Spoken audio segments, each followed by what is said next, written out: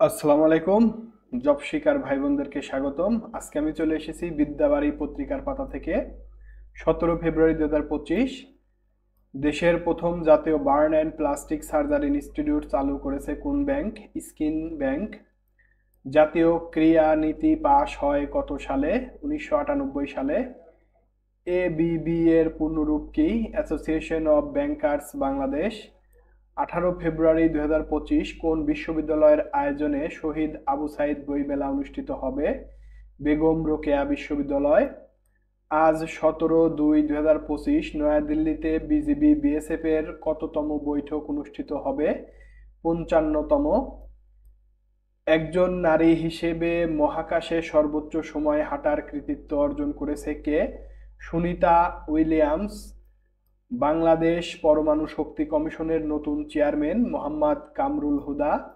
আন্তর্জাতিক মাতৃভাষা জাতীয় পদক এবং আন্তর্জাতিক মাতৃভাষা আন্তর্জাতিক পদকের জন্য মনোনীত হয়েছেন 2 জন ব্যক্তি ও একটি প্রতিষ্ঠান। মুক্তিযুদ্ধ বিষয়ক উপদেষ্টা হলেন ফারুকী আজম। ইইউ দেশগুলোর মধ্যে সবচেয়ে বড় গম সফট হুইট উৎপাদনকারী দেশ ফ্রান্স। ধন্যবাদ সবাইকে।